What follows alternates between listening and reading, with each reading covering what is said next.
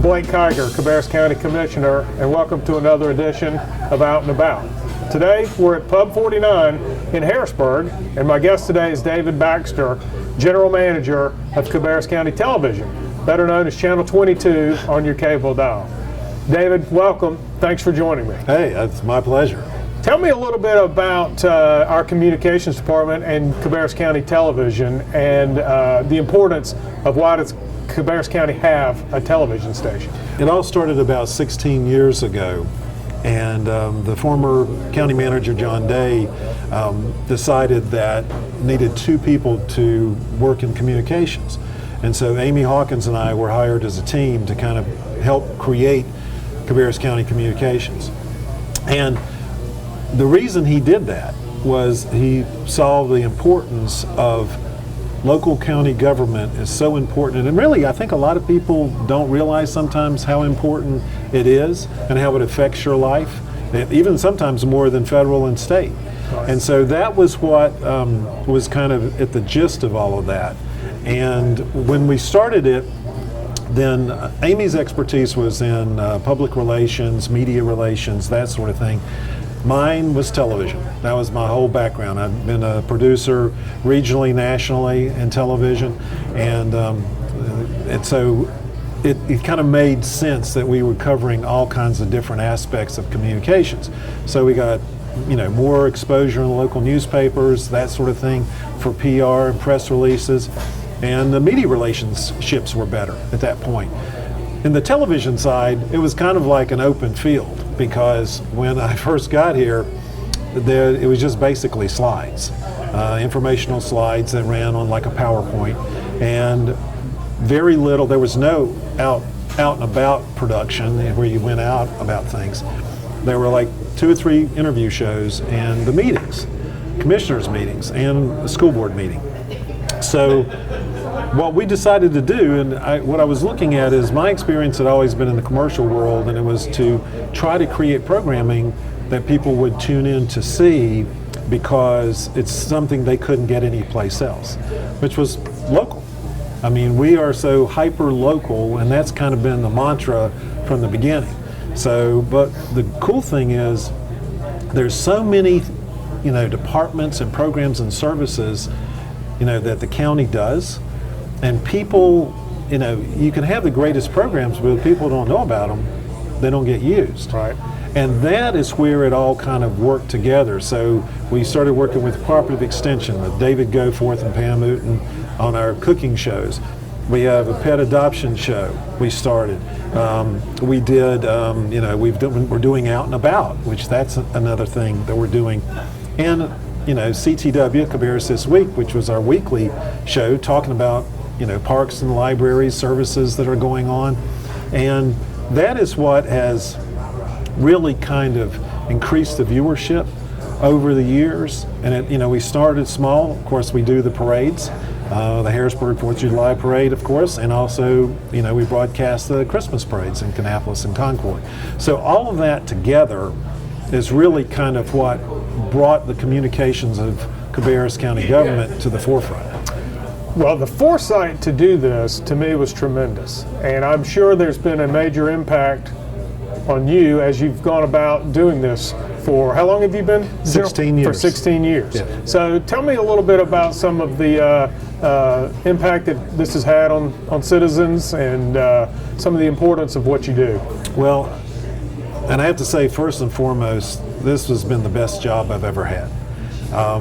And the reason it is because in this job, you could actually see the impact on people's lives. Sometimes it's kind of small, and sometimes it's really life-changing. And I love telling stories, okay? And it's really cool because, like when we're at the fair and we have a booth there, communications booth, Channel 22 booth, people come up and share these things. And the coolest thing was, there's a couple of little short stories. One, this was when we first started doing Cabarrus This Week, and it wasn't too long after, Cannon Mills had closed, and there was a lot of hardship in the community because of jobs that were lost. And this lady, a nurse, was taking my blood pressure. It was a health fair event, and she said, "Oh, you're the guy, one of the guys on TV." And I said, "Yes."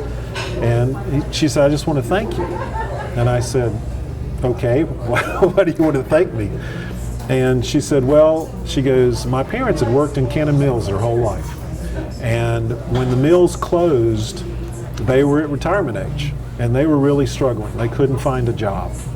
And you talked about this program that social services had in Cabarrus County.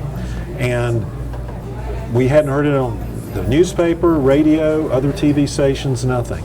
So I called and they went down and they qualified. And they went from existing to living. And I just wanted to thank you. Wow. Yeah, and that's the type of thing, you know, and you'll get people that will come up and say, look, you know, I didn't know there were all these things going on at the parks and the libraries and all of that. So every weekend we go out to the park, take the family, because a lot of those services are free and we can enjoy that together. So those are the types of things, and you know, there are literally hundreds of stories over the years.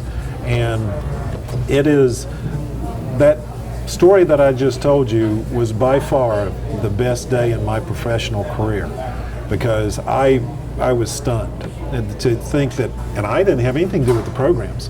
See, there's the county provides and departments all these wonderful programs and services, and we're just kind of communicating the information, and it's awesome. Well, that's a great story, and for those of us that deal on a daily basis of the actual program and funding and trying to put it together, sometimes we lose sight that there are people out there that haven't heard and aren't aware of what we're doing. And so the vehicle that you guys are using and Channel 22 uses to get the word out, it's fantastic. So what a great story, and I'm sure that made quite an impression on you. Oh, it like I said, it was the best day, absolutely the best day. And you know, and we've been very fortunate. I've probably worked with, I have worked with some of the best producers, directors, writers, shooters, editors. I mean, I just have had, I kind of like the straw that stirs the drink. Is all the other folks are the ones that have the real talent, and it's just been, you know, it's been an awesome thing. And awards are nice. That's good. I mean, we've, you know, but you know, we've had like over 40 national and state awards. Just won 6 national awards just in the last 2 years. And best documentary in the nation, we talked about at the last commissioners meeting. But you know, those are all great, and those are because of all the people I've had the pleasure and the honor to work with. But it's those stories that people come up and tell you that show what the real impact and what it should be, right, what we should be doing, serving the residents of Cabarrus County. Well, I know Chairman Morris and I were fortunate enough to accept an award on your behalf, and it was a lot of fun to go in front of everybody and be able to smile and think about the hard work that you guys do and the impact that it makes on the community, and be able to make sure we got back and shared the award with you. So we certainly do appreciate all that you've done in that department. Tell me a little bit about the future of communications. Where are we going? How is television changing local government, and how will it affect local government in the future? Well, I think your second guest, Kasia Thompson, the Director of Communications Outreach, she'll expand on all that, but it really has radically changed over the 16 years. Because when we first started, you know, it was the television and the local newspapers and radio. But now, with the explosion of social media, that is just another whole area that has to be addressed, because the bottom line is every demographic, every age group has certain ways they get their information. And so we have to, you know, our demos are birth to death. You know, we can't choose. You know, we're servicing everybody. So it's one of those things where you have to know how people get their information. But you give the same information, tell the same story on all those platforms. But one other thing I just wanted to mention quickly was, a lot of times people think of the funding, because you know, we have more than 2 people in the communications department now, and some people don't realize that it's the taxes that are given for people that have cable, satellite, those sort of things, that comes from the state. So it's not property taxes. It's a totally different type of funding. So, and I think that's important to know, that it's designed that way so that we can get that information out, and that's in the forethought of the state. So which is a good benefit. Well, I think getting that information out from a transparency standpoint helps us tremendously and helps us to do a better job for the citizens of Cabarrus County. Well, David, where do we go from here? What's the future of county government cable television? Well, it's expanded beyond just the cable. What's going to happen now, and what we're doing right now, is not only are we broadcasting on Spectrum Cable Channel 22, but we also have a live stream. So if you just go to our website, you can go there and click on the button live stream, and you can see our programming 24/7. You also can go to our YouTube channel and watch all our shows on demand. Watch the meetings on demand, the ones you want to see, the different shows that we have, all of that's on demand. We're also going to have another aspect called video on demand that we're getting ready to roll out very soon. So that will be one place you can go, and you will be able to see the everything that, video on demand, obviously, the live stream, all those sort of things. And on top of all of that, something that's called over the top, which is basically like Roku, Apple TV, Amazon Fire. We're on all those too. So we're getting ready to roll that out first of the year and publicize that. So no matter what you have, whether you have cable, where you've cut the cable and now you're going to streaming services, or if you just want to look live, and the other cool thing about it is on your phone. So you don't have to be sitting at home watching. You can add, assets, all that sort of thing, just on your device. Oh, that's great. The more information out there, the better off we are. Absolutely. Thank you, David. I appreciate your time and joining me on Out and About. My pleasure. Coming up, we have another guest, Kasia Thompson from our communications department, right after the break.